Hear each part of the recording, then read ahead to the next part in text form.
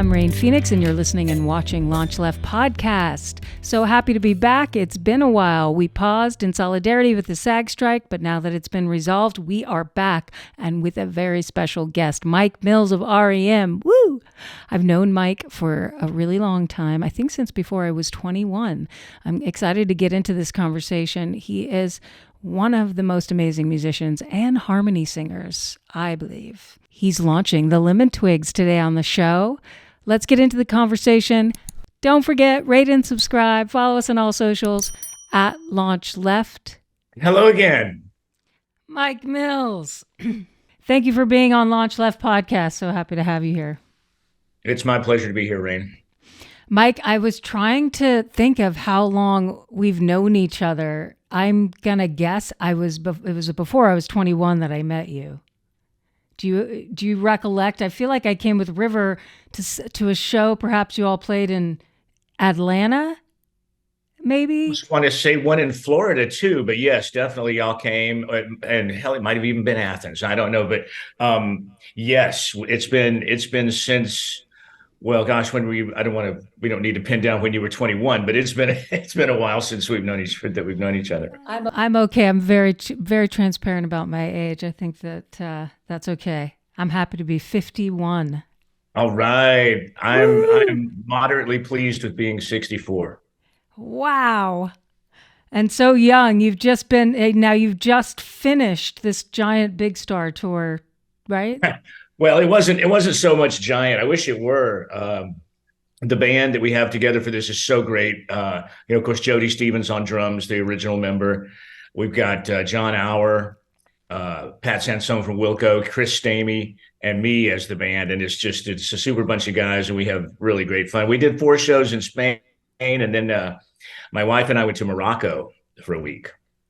Wow. I know. And yes, there were camels involved.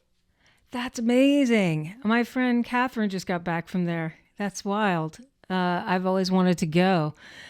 So was it completely warm compared to being in Europe where it was hitting, winter? It was really nice. It was t-shirt or long sleeve shirt during the day in the 60s. And then at night, you could wear a nice jacket and go to dinner. We took one night to go out in the desert where we had a camel ride and all that stuff. And it gets a little chilly out in the desert when the sun goes down. And Mike, did you ever think that this was going to be your life when you were a teenager ahead of just starting a garage rock band? And did you ever have dreams of this as a young adult? I don't, I am a live in the moment guy. I always have been.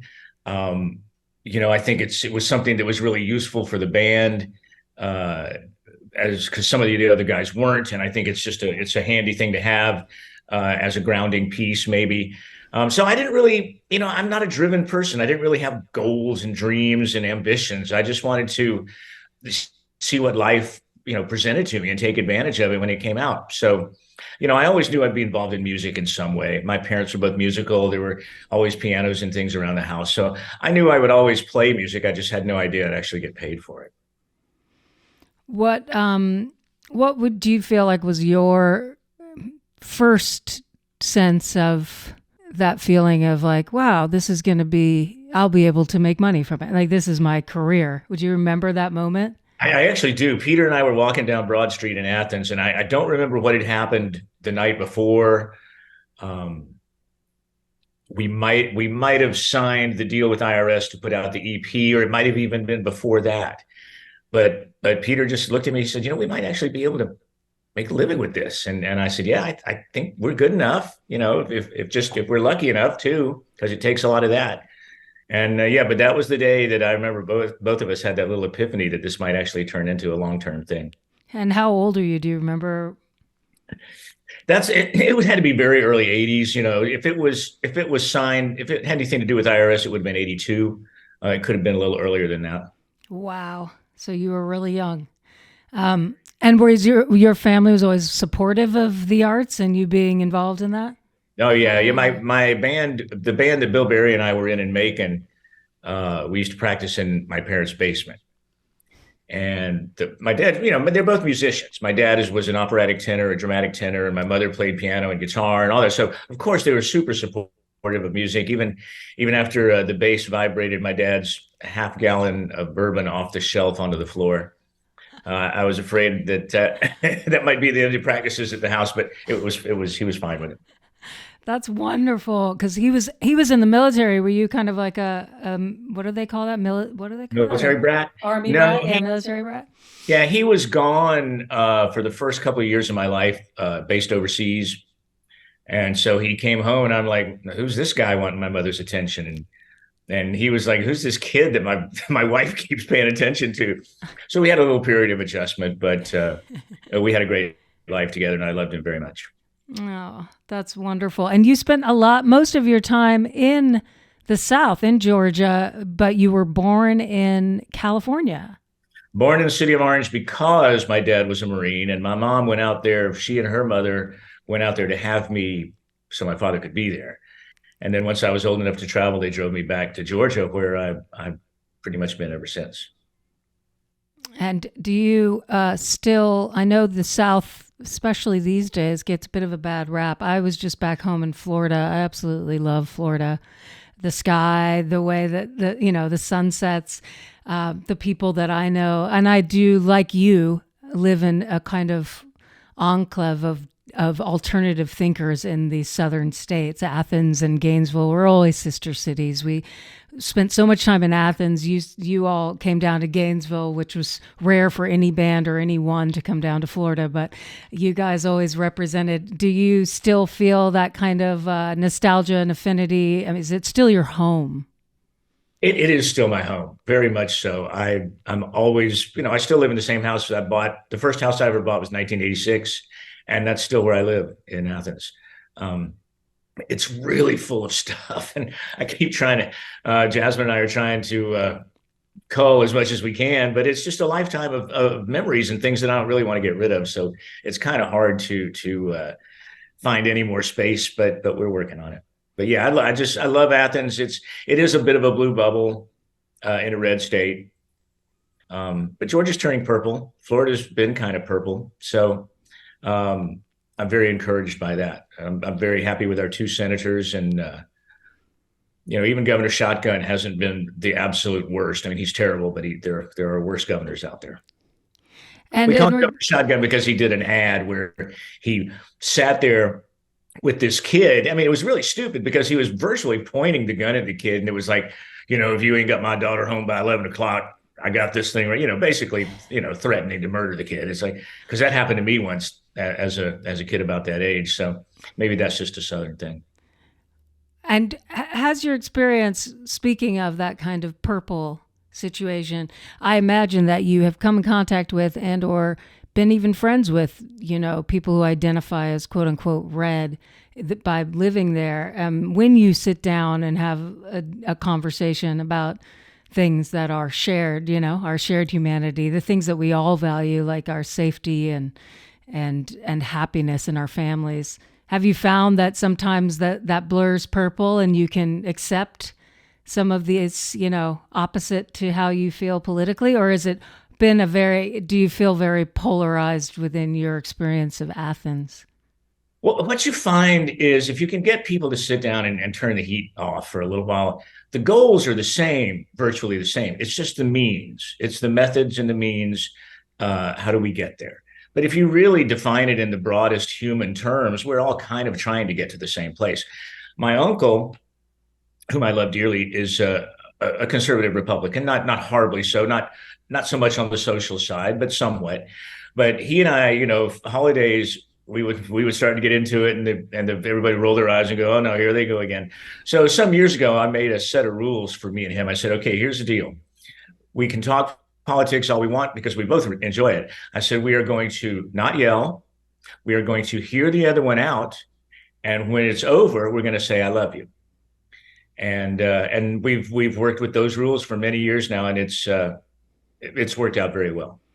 My goodness. Well, I'm going to write that down after this and maybe even be able to put it in the YouTube description to hopefully offer to others as Christmas is coming and and everyone's going to have to be meeting and dealing with family members who share opposite opinions and political ideas. At the end of the day, we are all humans, and we all do just want to be happy. Like those simple things are true for all of us, right? So how do we find that? You know, I think it's beautiful that you found a way to like set some ground rules, and that your uncle respected those, and that you can actually, like you said, sit down and let the heat out of the situation and just have conversation. Because I do think in many ways that's the only way we're going to get to find a common ground.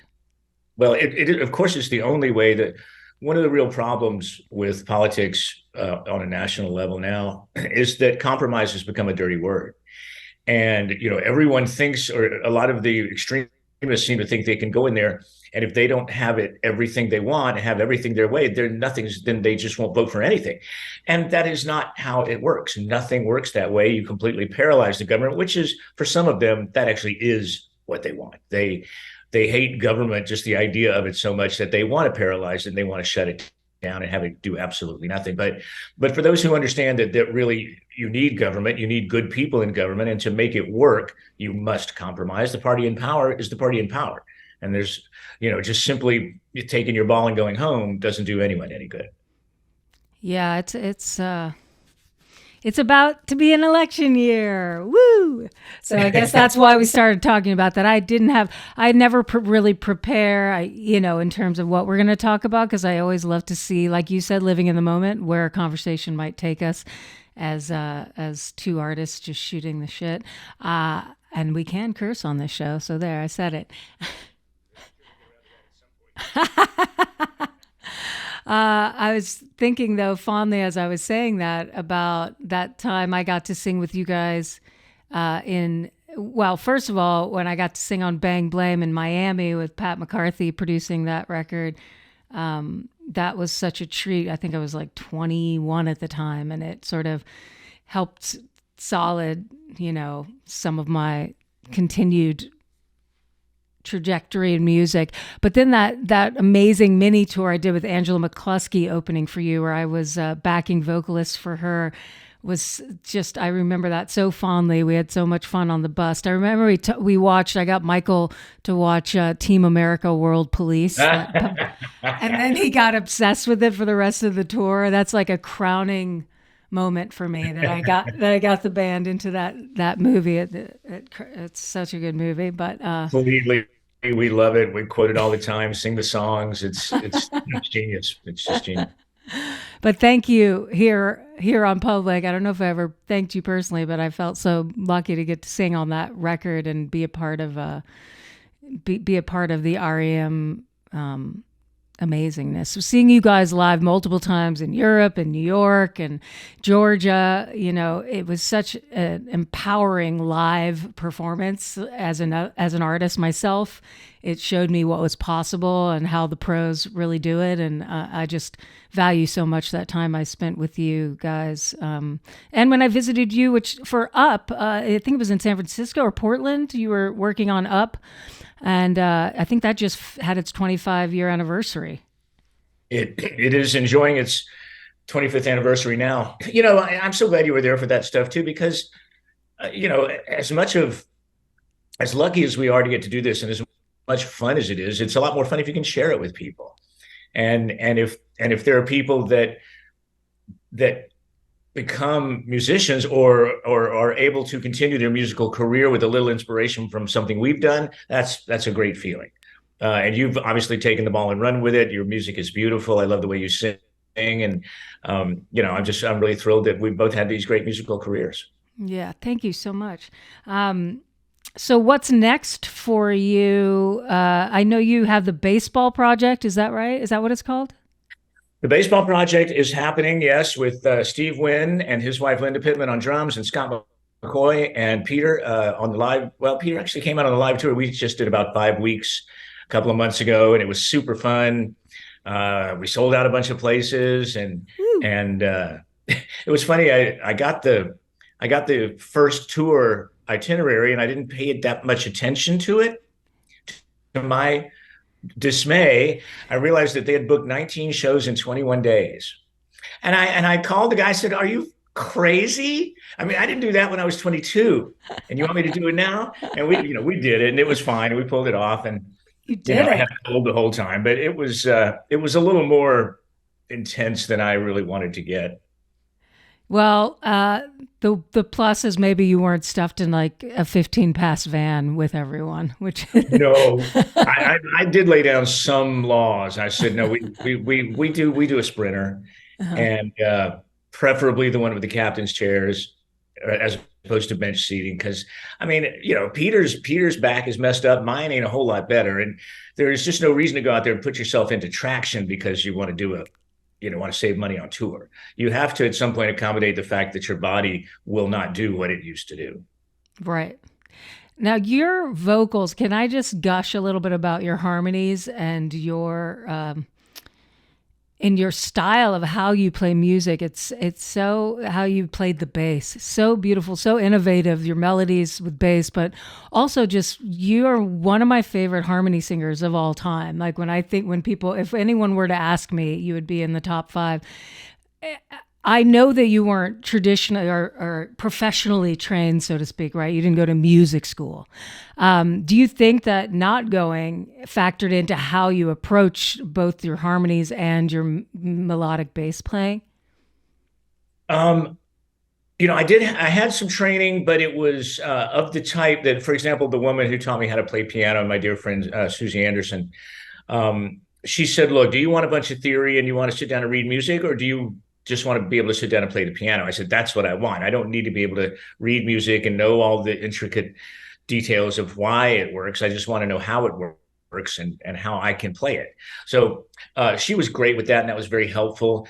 But on the other hand, having some training really helped in REM because there were a lot of times that I could take some rather abstract ideas that came from certain quarters of the band and try to make it into a musical reality. So that was helpful.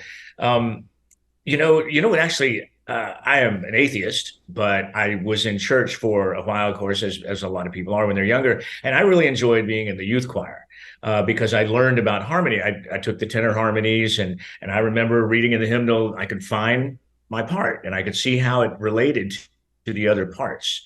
So it was very helpful to me as a harmonist to have that training.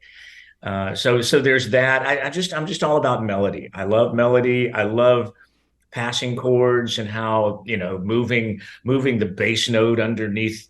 Like I just was saying in that Up interview, if you listen to Sitting Still, the second chord in the verse doesn't change, but I change the bass note and it makes it sound like it's another guitar chord, but it's actually the same. So that sort of thing is a big thrill as a bass player to know that you're actually in charge. Right. Did you ever? I know you also, I think, played organ and different piano type instruments in REM. But were you always really satisfied with the holding down the bass? Or are other instruments of interest to you?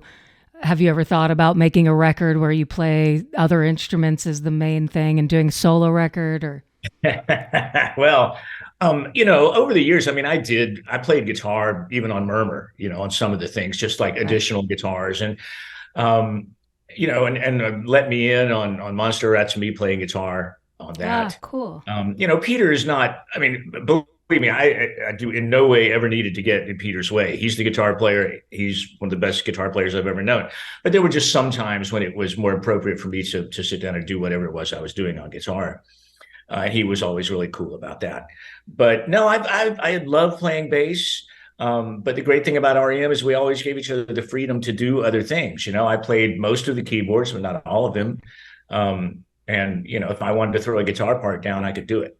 And nobody was going to sit there and go, "No, you're not the guitar player. You can't do that." That was never what REM was about. So there was always plenty of room for all of us to stretch out and do different things. That's so lucky. I think often, in bands, there's that sort of roles you're meant to play, and then and there's a lot more ego. I know from my experience visiting you all in the studio, there always felt like a camaraderie, a true camaraderie and a brotherhood that was there. And it was less, look, we all have egos, and I'm sure that happens and happened, but there was this sense of we're sharing in this creation together, and there's room, like you're sharing right now, there's room for all of us to explore.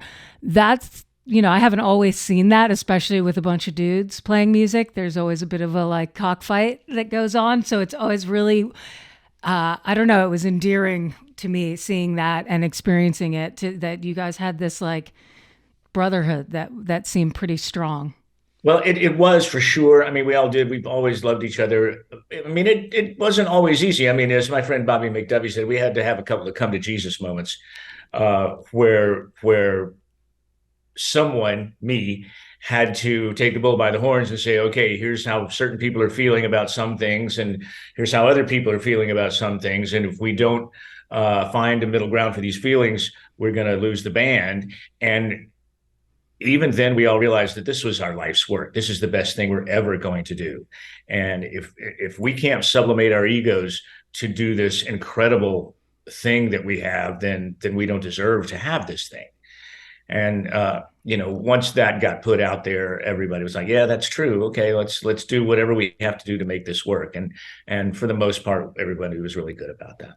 Well, that in itself is a bit of a more elevated, dare I say, wisdom approach to combating, the natural born ego that we all have, is that you had the foresight to all go, wow, this is something pretty magical that happened. And the four of us came together, and to circumvent that with the I, me, and mine piece and not the we part, right, is to destroy the very magic that we're creating. So let's focus on the we here. That in itself, I think we can see the wasteland of many bands who did not take that wisdom-based approach, right? There are many, and maybe that was their trajectory, but I'm glad that you all had that. Well, a lot of it was Peter and I were both, but of course, much more so Peter. Peter's a rock and roll historian. I am to a lesser degree, but Peter already knew the things that would trip a band up. For example, when we first started writing songs, he said, we're going to credit them all to all four of us equally. I said, well, why would we do that? He goes, well, because that's where the money comes from. And if one or two guys make all the money, the other two guys are not going to be happy about that, and the band will break up. And I said, well, I'm not worried about the money. I just want the credit. And he said, I understand that, but you can't have one without the other. He said, let's just do this. Well, we're all going to share in our success or lack thereof equally. And it was, without a doubt, I think the best decision we ever made, probably the best decision if you really want to be a band and you really want to keep it together for a long time. That's a decision you have to make. I was just reading Warren Zane's book about Tom Petty, and he did that for a while, and then he was convinced by his record company that he was the songwriter and he needed to get the songwriting credit. And I was like, oh, that's a bad sign. Things are not going to go well after this. And, they kept most of the band together, but it's just, it's going to cause resentment. There's no way it can't. Yeah, inevitably that part. I mean, that brings me to the ongoing struggle I have with, art unto itself isn't commodity, right? It's this thing that is a passion that you cannot stop, and you want to share it and you want people to like it. But at the same time, we live in a world that, that translates to profit, right? And it needs to. If you're going to keep making art, you have to be able to make a living. So it's this sort of like this thing that happens where the best intention, like where it comes from, is just the purity of the passion to create and the wanting to share it. But then there's this other piece that can be corrupted by the people who maybe hold the purse strings or get the credit or whatever it is. And so there's that constant struggle. And if you have a band with four people who are actively working their ass off, splitting it in four ways does make the most sense to like equalize any of that. Otherwise you create this like ongoing battle around it. And until the world changes and it's not necessarily based on this idea that, of just art as profit, that's just the way it's going to be. So probably the path of least resistance is to share, for sure. But I understand your point about credit. Like, well, no one knows I wrote this whole song. Well, but again, there's the sublimation of the ego. That you have to do if you're going to make a marriage work or any relationship work. And a band is like 4 marriages at once. So you better be prepared to sublimate that ego and make some compromises. I always describe the other thing we were talking about as literally the intersection of art and commerce. And like any other intersection of 2 roads, that's where most of the accidents happen. And so one of the struggles not even a struggle, but one of the problems that must be solved by musicians as they go forward. How much do you want to play the game? How much do you want to work with the record company to sell these records? How much is it going to compromise your integrity? And obviously for us, that was pretty much set at 0 and stayed there. But there are certain things you do that, like, for example, fortunately, thank goodness Michael is a visual artist, because I hate videos. I hate being in them. I hate the whole idea of them. The only reason we did them is because the record company's like, well, in this environment in the 80s, you cannot promote records without videos. That's just how it is. I said, well, okay, fine. So fortunately, Michael liked to make art and he liked to make visual art. So we didn't have to depend on the record company directors to come up with more exploding milk bottles and women's stilettos and all that stuff. We had our own built-in vision, so that was very helpful. Yeah, your videos were always great, and I love how you would engage local artists in Athens to be involved or be in them and direct. And I even got to be in at My Most Beautiful, which was so fun. That was part of the Up record as well, right? Yeah, that was on that one. That was so fun. And I got to pretend to play cello thanks to Dermot Mulroney. I even may have looked like I sort of knew what I was doing. You did. And you got the thumbs up from everybody. It was great. That was really a fun experience. Well, I want to ask you one more question before we bring the Lemon Twigs in, which is your launched artist for today.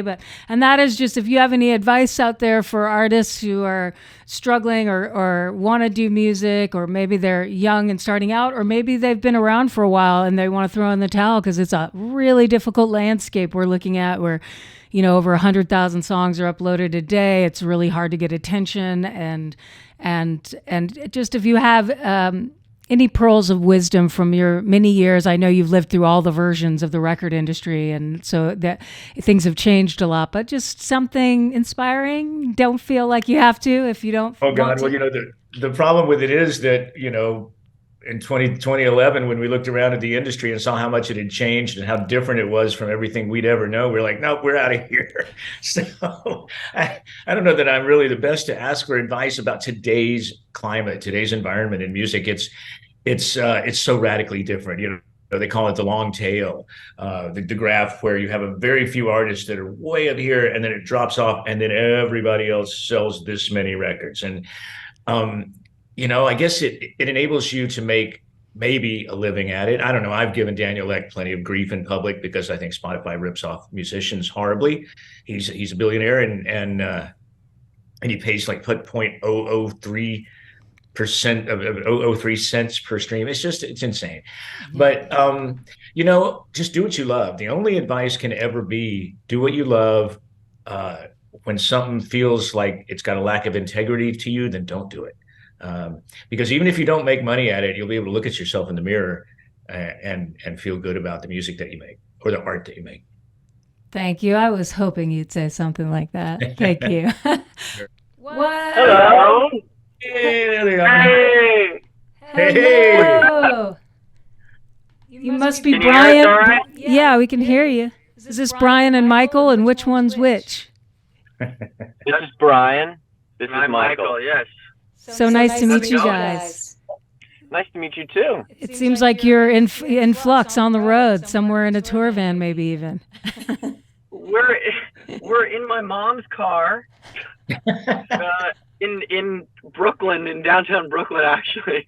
He was at the train museum. Yeah, and Brian. He was at the Metro Museum. Yeah. Brian called me and said we got to do this interview. Yeah, and I was like, He was busy. You gotta just come and get me. He was busy looking at trains. Where is there a train museum in Brooklyn? It's like downtown Brooklyn, like, but you know, you can go in the old trains and stuff from the 20s and from the 40s and 60s and 70s. I want to do that. I'll be doing that. It's super cool. Yeah. All right. I'm in. You guys are so old school. I love it.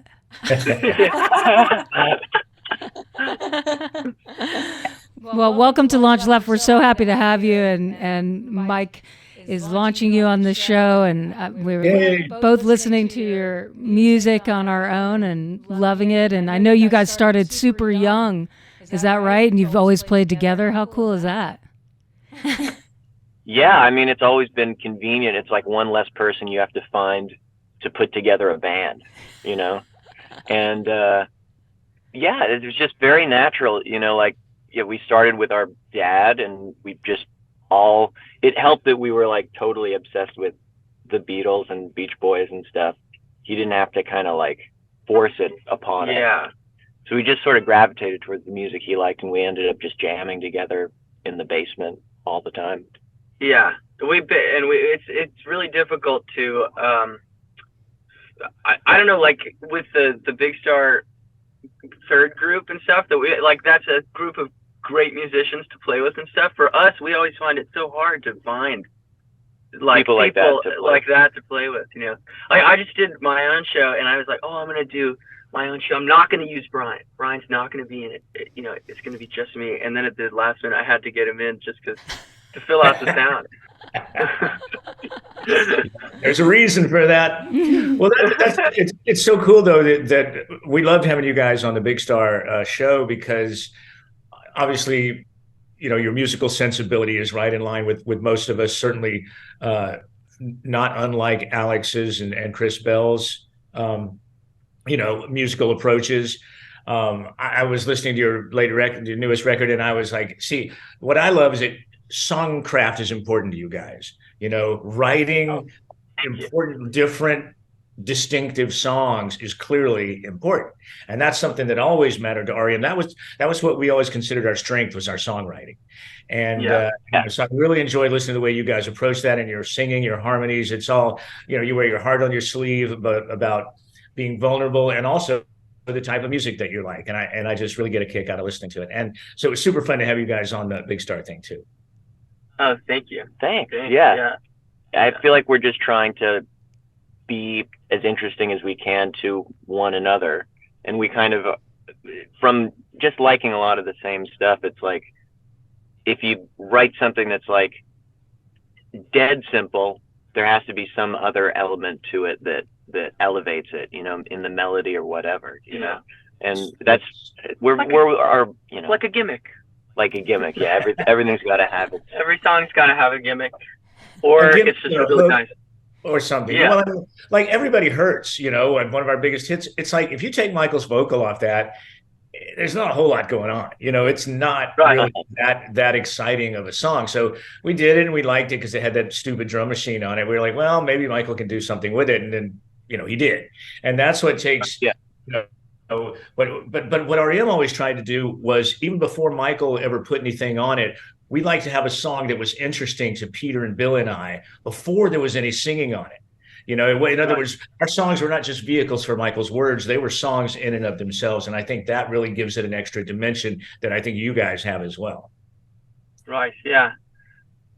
Yeah. That's, I mean, with Brian and I working with two people and stuff, sometimes I feel like the backing, because you go through the thing of not having the different members to kind of bounce ideas off. Well, and they want to be interesting in and of themselves, you know what I mean? So sometimes we get to a point where we just lay down drums, and it's kind of like, I'll get to the end of the recording process and go, God, those drums could have been a little more interesting, you know, because I was being safe about it, because I thought, you know, because I'm trying to do something, not hearing everything at the same time, or I'm not able to try things out, right? So I feel like that's something I'd be interested in doing, is working with more people just to kind of, you know, liven up. I felt like liven up an arrangement. Yeah, an arrangement where things are working together. And I mean, the benefit though is too, especially with Brian, is that a lot of time he'll do a bass track or something, and then it'll be communicating directly with a guitar track because he knows he even did that at that one little phrase. You know what I mean? Because he did it. Nobody else would. There was a purpose behind that, and it's, yeah. I mean, because songs tend to build themselves. Like you said, you put a drum track down, and then later on in the song, you're like, oh man, I could have done much more than that with that. And maybe you still can. Sometimes you still can go back and make it a more complex piece and bring in that new energy. But that's what I like to do, is bounce ideas off people. It's like with REM, if like you're saying, you want to make each other happy. Well, the same thing in the band. It's like if I write something and Peter goes, "That's really good," then I know I've done something right. Mm-hmm. Right. Yeah. Yeah. And definitely. I mean, if your collaborators are people you really, believe. That's and right. Have a sensibility to. And if you don't respect your collaborators, you're in the wrong group. Right. Yeah. Yeah. I think I'm in the wrong group. I set you up for that one. Huh? I mean, that's the thing about being brothers, is that it's the ultimate. You have the ultimate respect, but then you also have carte blanche to, show the ultimate disrespect to one another. Yeah, like where are they going to go? Going to move out? Yeah. I mean, it's also just like, if he could be as rude as he possibly could to me, I could never be like, I just can't. I've heard it all my life. I can't even. We've found that when we've worked with other people, that we have to really learn the language of being critical, like in a respectful way. Yeah. I mean, we err on the side of like not saying anything. Yeah, which shouldn't be bad too, Yeah. Like err on the side. Yeah. You have to be skillful. Yeah. I mean, you have your knowledge, and your opinions are valid because they are, because you've already created beautiful things. You just have to have a way to communicate that without making it personal. Without going after somebody's ego, and that's where you can really hurt them. You just have to keep it on a professional level, and it's hard. It's communication is tricky, and that's true, and obviously in all facets of life, but especially in a band. Yeah, I admire that when I see it. When I work with people and I see somebody able to direct people, tell them what to, I'm always like, that's a nice trait. That'd be nice to develop that trait. I mean, we're starting to. He's really good at it. Really, Brian is really good at it. That's something that I need to be. I defer to Brian. So if we're doing my songs or something like that, it can be like. Sometimes at the end of it, arranging it with the live group to try to get it to translate it live or something, I'll go, is that really what I wanted, or did I just kind of let Brian take over or whatever? But it's kind of, he really is much better at telling people what to do without hurting their feelings. I seem to either be like, oh, okay, or to be like the opposite, because I'm forcing myself to do it, So. Yeah. Being a little too blunt. Yeah. But the thing is, you're always going to look back at a record in 5 years and go, damn, I wish I'd done this other thing. Right. That's built in. You can't really get around that, unfortunately. Right. Yeah. Well, being brothers, if I'm hearing you right, and I know this because I have 5 siblings and we do art together. It's the shorthand. You can be a lot more like cutthroat with your siblings because, like you said, you're not going to ditch them or break up with your siblings. So there's this sort of shorthand way to talk that to others might look like, oh my God, they said that. But it actually just makes it faster. But then when you get into a room with collaborators, you can't use that language. And so if I'm hearing you right, you're like having to find new ways to talk to collaborators and not talk to them like a brother, because that can seem a little bit rough. You know what I mean? Yeah. Exactly. Yeah. The other thing is it can be kind of an obstacle if we're working with somebody and they say something like, "Oh, you guys have a secret language going here," or something like that. It's like, and then they feel like we're shutting them out. You know what I mean? Like, right. And so we have to make an effort to kind of not just kind of go away in a corner and do, And you know what's how to arrange the song. Scheme how to well, arrange.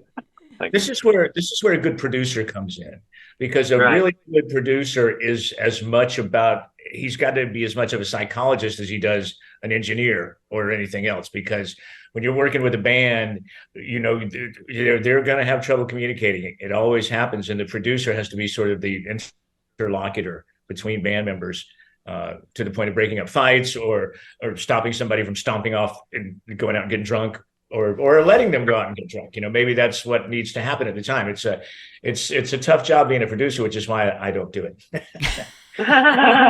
People always ask me, "Why don't you produce more bands?" I said, because it's freaking hard, and I don't have any interest in working that hard. Well, as the sun begins to set and it's hard to see you two, I wonder if there's anything you want to share with us that's upcoming that, you know, our audience can grab onto and see and hear you, whether it's live shows or what's your newest record, or Well, we're gonna do some live shows in December in California. So we're playing up and down the coast pretty much. Yeah, we're going from San Francisco to I don't know, to LA, San Diego or something, to Los Angeles. I don't know that are we playing? Well, we're playing a lot of shit, and I don't know. We're playing like 7 playing shows. Santa Barbara, Felton, places I haven't played before, and we're gonna have some new music in the upcoming year. Yeah, we're gonna have another album done. So You just put one out. Well, we put one out in May, and we're pretty much done. Well, we are done with the next one, so Wow. that'll be coming up. But it was recorded mostly at the same time as the kind of last the same time. one. Finished up more, and the last one had been done for a while. It was like it just took it really the reason it was so quick, but I think that we tried to do it quickly, but it was because the last one. There was 3 years between the last one and the one before, which, you know, on our that was our 4th record. It was just weird. It was just hard to get it out. It seemed a little bit like not enough material. Well, that's always an issue, or often an issue. Yeah. Content. Well, I know, it's like you have to put something out every month to stay relevant. I find it really interesting too, because I also have a little label imprint with LaunchLeft, and so I try to let the artists have at least 4 singles, which is crazy. But then, because once you drop the record, it's like, when's the next one coming out? Yeah. Do you know what I mean? Like, that's it. Yeah. Like, it's like so strange. So almost it feels like a singles situation. It's nice when you have people who are really into the record and keep listening, but often as soon as you drop a full body of work, that question is, when's the next one? So I try to eke it out over time to at least allow for people to digest one song at a time before they just go, when's the next one? Yeah. It's interesting because in our experience with the labels that we've only been on a couple labels, but in our experience, it's always been, it takes so long once we deliver the music for them to put out the record. Because vinyl is big for for the labels that we've worked with. So it takes so long to make the record that we usually feel like, oh, we wish it could just come out like a month after we deliver it and all that stuff. Finish it. Yeah. Because once it becomes 9 months from, then you go play finishing it, then you already have time to know what you don't like about it. Exactly.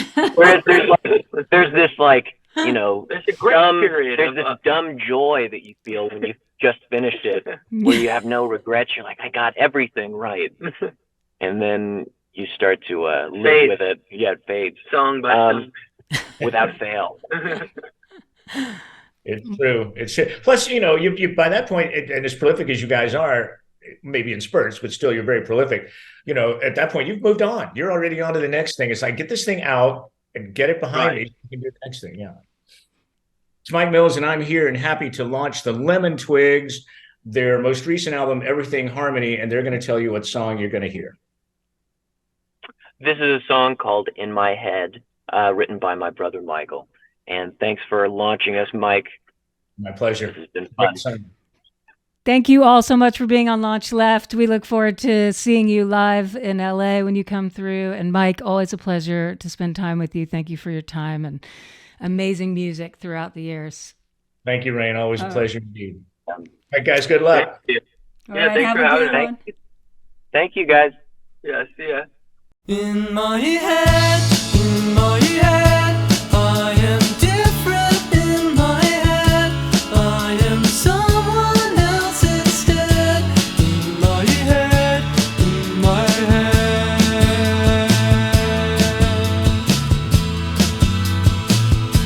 In my mind, there is sadness all the time, and I keep the things I find in my mind, in my mind.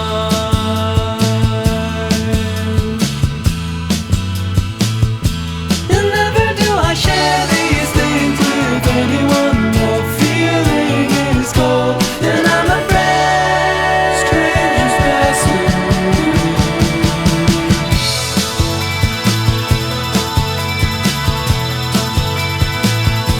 In my dream, there are symbols that repeat. There are copies in the street. In my dream, in my dream.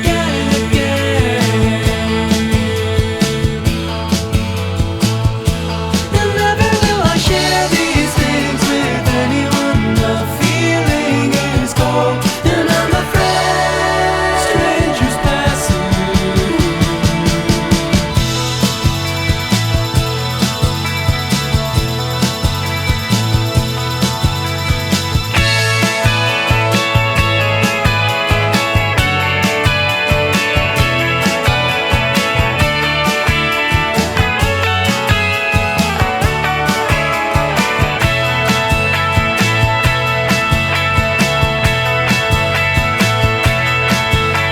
And I will become feeling nothing, feeling numb, feeling nice, made of neon shining eyes. Strangers passing.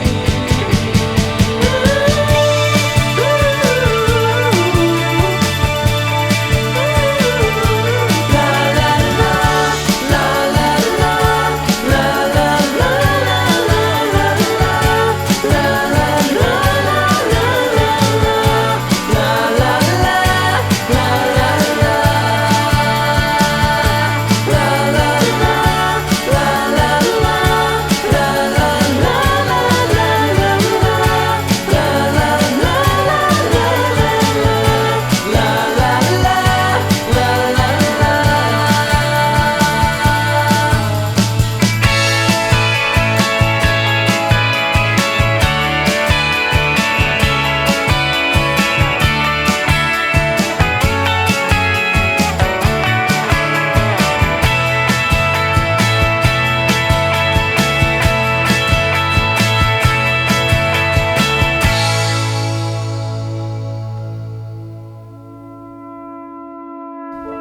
LaunchLeft aims to create an intentional space that highlights and empowers all artists for whom radical creativity is not a choice, but a necessity. LaunchLeft begins with music, but its ultimate aim is to launch left-of-center artists in all creative fields.